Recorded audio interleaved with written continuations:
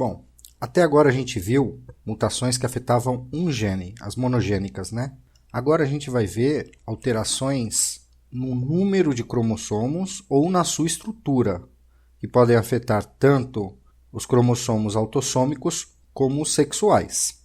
Elas são bem mais frequentes do que as monogênicas, atingem 1 a cada 200 nascidos e representam 50% dos abortos espontâneos. Vamos começar falando das anormalidades numéricas, defeito no número de cromossomos. A ploidia é o número de cromossomos presentes numa célula, beleza? No ser humano, o número normal de cromossomos é 46. 23 do pai, 23 da mãe. Ou seja, são 46 divididos em dois grupos. 2n igual a 46. Nos gametas, você só tem metade desse número. As células que possuem os dois grupos de cromossomos, do pai e da mãe, são chamadas diploides. Nos gametas, a gente só tem metade desses grupos. Não tem os homólogos, só tem uma parte, só tem 23 cromossomos. Essas células são chamadas haploides, beleza? Se uma célula somática tiver só a metade, somática, não gametas, se uma célula somática tiver só a metade do número esperado de cromossomos, ela é designada monoploide. Agora, se ela tiver mais do que os esperados dois grupos de cromossomos, do pai e da mãe, suponhamos que ela tenha 3, tenha 4 na célula somática, sempre multiplicando pelo número haploide, entende? Se ela, em lugar de ser dois grupos de 23, ela tiver 3 grupos de 23, já não é normal, concorda? Então ela é considerada poliploide. Então, se ela tiver um grupo a menos de cromossomos esperados nas células somáticas, no caso do humano são 23, ela é considerada monoploide.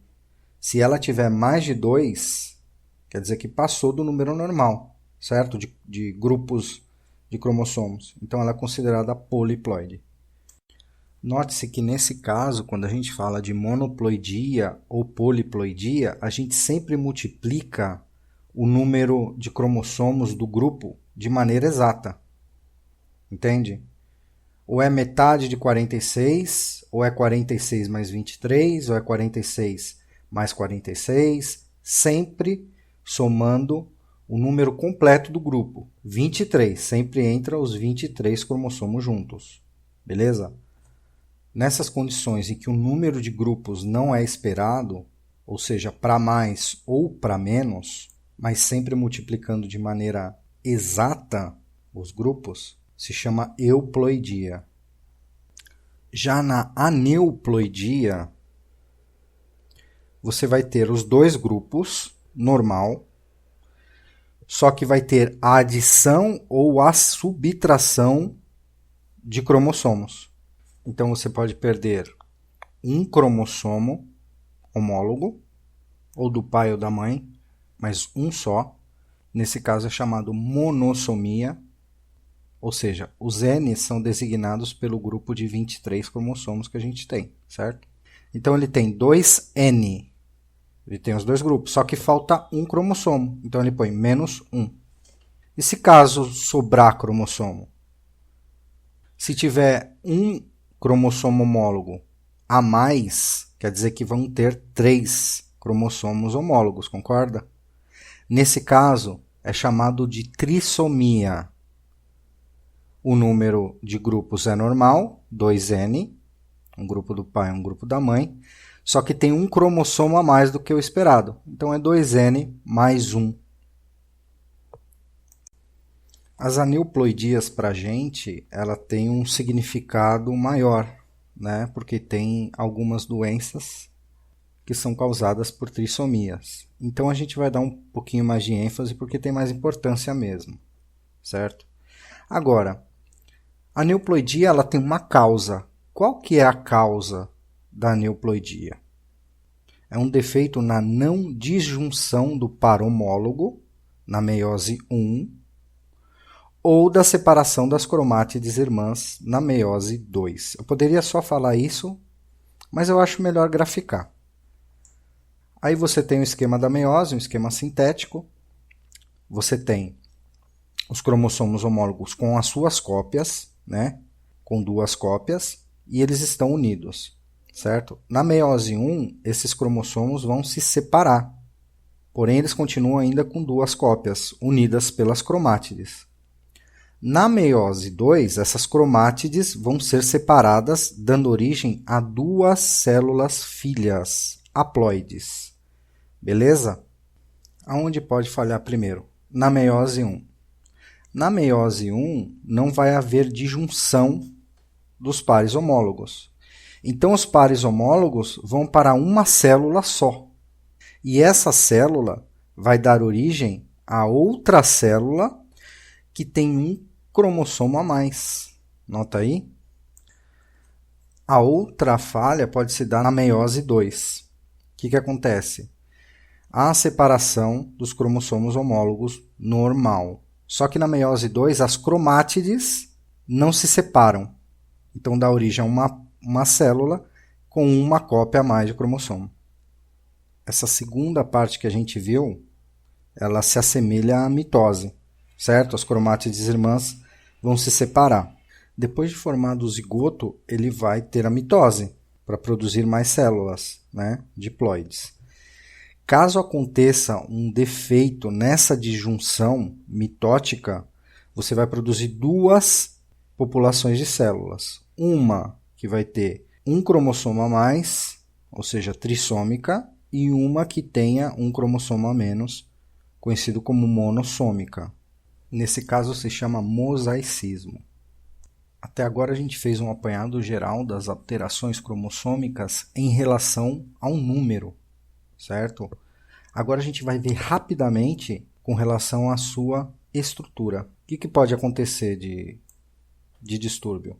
Primeiro pode acontecer as translocações. Você olha aí na primeira figurinha, a parte de um cromossomo é transferida para outro cromossomo e a parte de outro cromossomo é transferida para essa.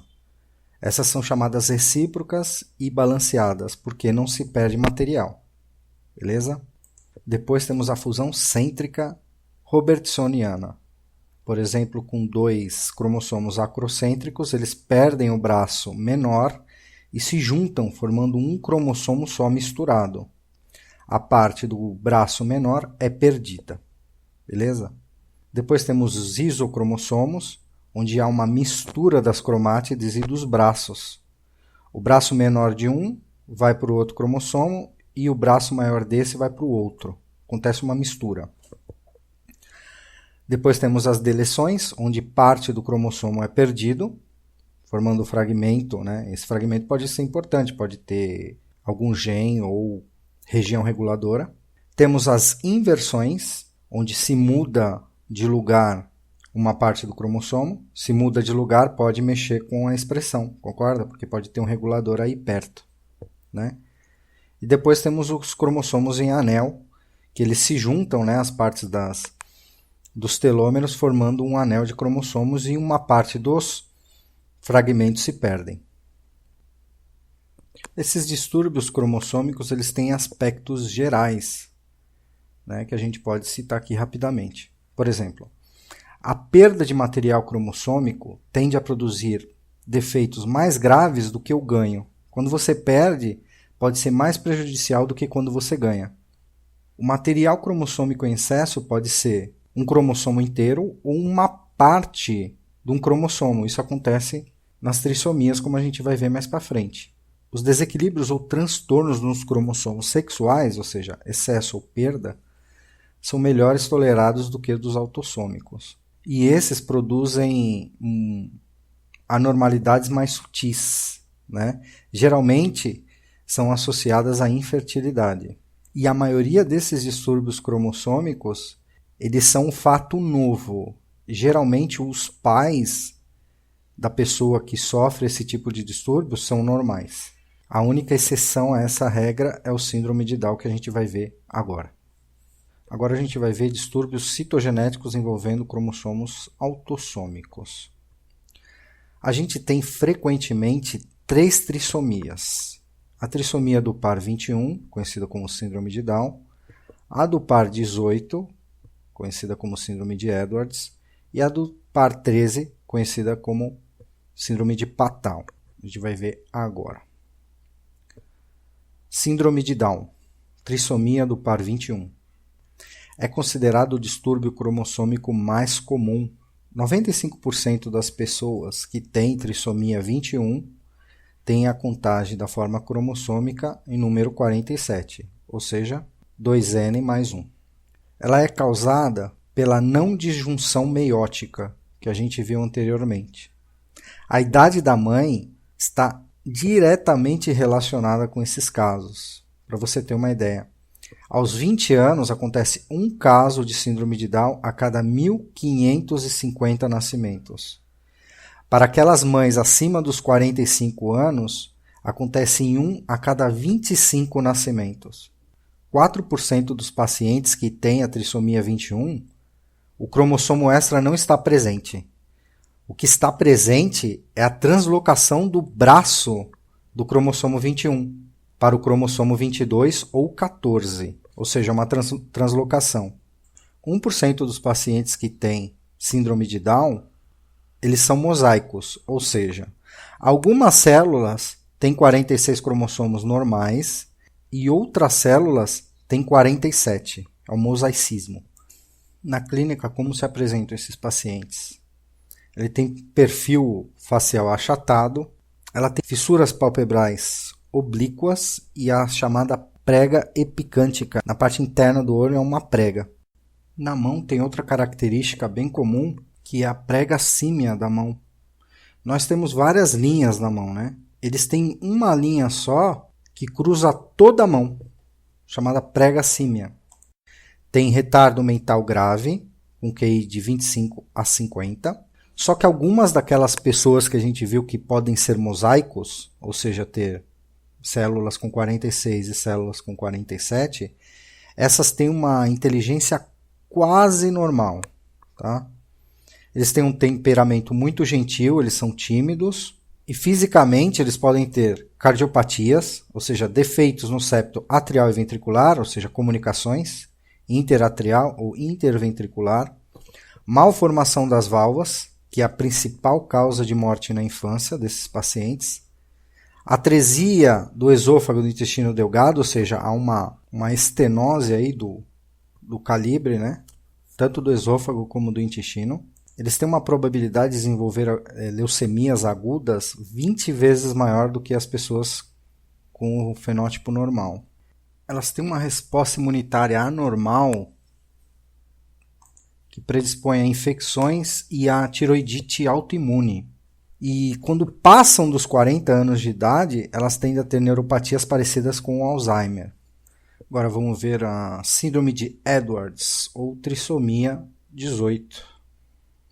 Ou seja, a trissomia do par 18, a maioria deles morre antes de nascer, mas aqueles que nascem vivos têm uma expectativa de vida de 3 meses para os meninos e de 10 meses para as meninas. Raramente passa de 1 ano de vida. Assim como os que têm trissomia 21, eles têm retardamento mental, o occipital bem prominente, a boca pequena, as orelhas elas têm uma implantação baixa, o pescoço é curto, ela tem a sobreposição dos dedos, também tem más formações cardíacas, renais, e o pé em mata-borrão, ou seja, é um pé torto e plano. E a última que a gente vai ver é a trissomia de Patau, ou trissomia do par 13. Aproximadamente 45% dos afetados não vivem 1 mês de vida. Somente 5% consegue chegar aos 3 anos. Né? A maior expectativa de vida relatada nesse caso é 10 anos de idade. E como se apresentam esses pacientes com síndrome de Patau? Eles têm a cabeça pequena, microcefalia e retardo mental, microoftalmia, podem nascer com os olhos pequenos, tem casos que nascem com apenas um olho ou com ausência dos olhos, polidatilia, ou seja, podem nascer com mais do que os 5 dedos normais. Tem defeitos cardíacos, renais e também o pé em mata-borrão, torto e plano. Beleza? Bom, até agora a gente viu distúrbios que afetavam um número de cromossomos, só que somáticos. Agora a gente vai ver 2 casos que afetam os cromossomos sexuais. Vamos começar pelo síndrome de Klinefelter. Se trata de um síndrome caracterizado por hipogonadismo masculino, que tem um cariótipo de tipo 47XXY. Porém, 15% desses pacientes podem apresentar padrões de mosaicismo, incluindo 46XY, 47XXY, 47XXY e 48XXXY. Se uma das células tiver o cariotipo normal, se associa a uma condição mais branda de sintomas. E como é que são esses pacientes? Eles têm a perna longa, né? O corpo aparentemente alongado, né? Como tem a presença do cromossomo Y, são homens. O homem é definido pela presença do cromossomo Y. Só que eles são uns homens com características efeminadas, ou seja, eles têm menos pelos faciais, têm menos pelos no corpo, menos pelos pubianos, ele tem ginecomastia, os caracteres secundários masculinos estão suprimidos. Acontece também atrofia testicular, a testosterona é mais baixa do que no nível normal e esses pacientes raramente são férteis. Pode haver também comprometimento intelectual. Esse comprometimento intelectual ele é maior enquanto maior a quantidade de cromossomos X o indivíduo tenha. Esse síndrome também ele se associa a uma frequência 20 vezes maior de desenvolvimento de câncer de mama. Também está aumentada a possibilidade de desenvolver doenças autoimunes, como o lúpus eritematoso sistêmico. Vamos para o último para encerrar. Síndrome de Turner. O síndrome de Turner se caracteriza pelo hipogonadismo feminino em mulheres. É causada por uma monossomia, ou seja, se perde um dos cromossomos X, tendo o cariotipo mais normal em 57% dos pacientes, 45X. E quais as consequências disso? Há um retraso no crescimento, as pessoas têm a estatura muito baixa, a distensão dos canalículos linfáticos, caracterizando edema. Inclusive na nuca, se vê um edema nucal, que é visto quando a pessoa está um pouquinho maior, como um pescoço alado. O implante do cabelo é mais baixo do que o normal e elas têm uma alteração no ângulo normal do cotovelo, com deslocamento do antebraço para fora, conhecida como cubitus valgus. Tem o tórax em escudo, que causa um distanciamento dos mamilos e uma variedade de más formações congênitas, como rim e ferradura, problemas na válvula aórtica, problema na coartação da aorta, que são as principais causas de óbito na infância. As meninas acometidas por esse síndrome, elas não desenvolvem características sexuais secundárias normais. Elas têm os genitais infantis, a menorreia primária, o ovário se transforma numa massa de estroma sem nenhum folículo. A grandíssima maioria dos pacientes não tem déficit cognitivo. 43% dos pacientes com síndrome de Turner podem ser mosaicos. Ou seja, além da monossomia, podem ter cariotipo normal misturado, né? O que faz a gente pensar no síndrome de Turner? Mulher com baixa estatura e amenorreia primária nos faz pensar no síndrome de Turner.